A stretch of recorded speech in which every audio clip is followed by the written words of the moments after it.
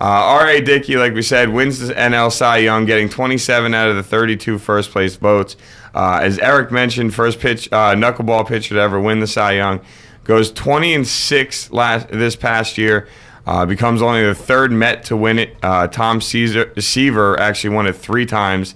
And then Dwight Gooden got it back in 1985. He tossed a franchise record 32 and 2/3 scoreless innings during the first half. Made his first All-Star team. He had 3 shutouts in 2012, which were the most by a Met since David Cone had 5 in '92. He led the NL in quality starts, strikeouts, innings pitched, and finished second in ERA to Clayton Kershaw. He had his 20-season win mark was the first by a Met since Frank Viola in 1990, and only the 6th in team history. And I got all these cool little notes. He's also the first pitcher in modern baseball history, which is 1900, apparently, is what it dates back to. I think it dates back further, actually. That's just probably when they started keeping records. Yeah, modern baseball history, not the actual game of baseball, just modern baseball history. To record consecutive one-hit shutouts while striking out at least 10 batters in each one of those starts. And that is pretty much his resume for the year of 2012. So, are there any surprises by anybody that Dickey came away with the NL Cy Young? I know Clayton Kershaw was the only other guy I think that got a first-place vote, but... Yeah, because he led some statistical categories as well. I don't have a problem with Dickey getting it. The only thing is, I mean, he did it on a losing team. Like, not even a team that was, like, in contention, a team that had a losing record. So it's kind of like, well, you had this amazing season, that's awesome, but your team didn't go anywhere, so how important were those wins you got anyway? Well, what I would say is I think that's what makes the fact that he won the Cy Young Award and had the season he had that much more meaningful. In addition to where the Mets would have been this year if not for R.A. Dickey. I mean, how many times do you see? I mean, I just said the thing about, you know, what happens if the Blue Jays get off to a bad start and Reyes shows the maturity. This is an age where you have to worry about whether or not players will bring it dependent on the situation. And the fact that he didn't let the fact that he was on a losing ball club, he didn't let the fact that he had an anemic offense that went dead in the second half. He didn't let any of that get to him. He just kept right on his course. He took the ball every 4th day, and he gave you 110%. And to me, I don't know about surprise, but one of the things I was very happy about is, I mean, we've talked before about how there was kind of, I don't know if derogatory sense is kind of the right word, but not exactly a positive look at. We were wondering whether or not he would be looked at favorably because he was a knuckleball pitcher, and whether or not he would be given the same, I don't know, level of fairness as a regular pitcher, a typical pitcher. But he was able to transcend everything, and the fact is he was the first knuckleball pitcher, I think the first pitcher in a while, as dominant as he was for stretches this year. You said it, the back-to-back one-hitters and all that stuff, and the fact that he kept bringing it even though he was on a losing team, I think that makes this award mean so much more. All I know is it puts a positive ending to a negative season for Met fans, to say the least. What I will say when it comes down to Dickey winning the award, I'm not surprised by it. I'm happy for him.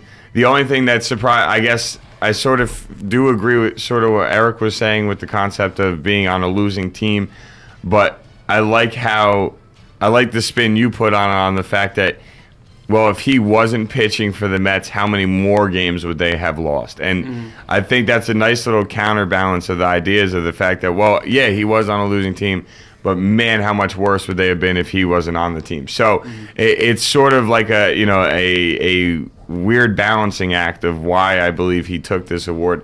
27 out of 32 first place votes. Obviously, the people voting felt the same way, that he deserved this. Not many people doubted that he didn't deserve this, and hence here he is with it. And I think the only interesting part is how much harder does it make for the Mets now to make sure he stays a Met? by him winning the Cy Young Award. He's 37. How much longer do you think he's going to be in I'm baseball just to saying, begin with? even just to get like a 2-year deal with him. I'm just saying, like, winning the Cy Young does put more value onto him, doesn't it? I'm going to have to agree with, I think, with where Eric was going on there. You're right and everything you said. Winning the Cy Young Award puts value on it and all that stuff.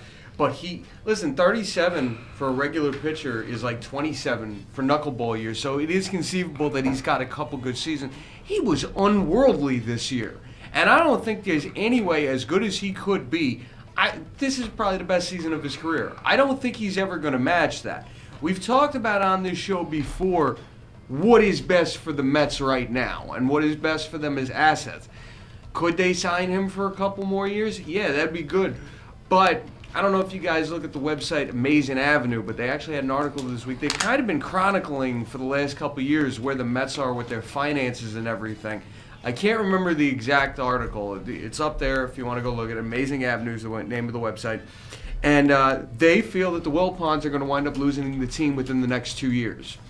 And because the finances are so tight, they really wonder whether or not the Mets are going to be able to sign Wright or Dickey or either of them.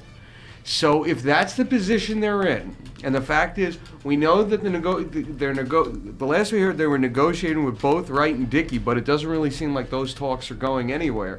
So if they can't re-sign any of them long term, the value is never going to be higher. Like you said, get something out of him. If he's almost like a sign and trade idea. Basically, yeah. Okay. Because listen, I don't think he'll ever be better than he was last year. And if his best value to this team is bringing back 3 pieces for the future, that's what the Mets need.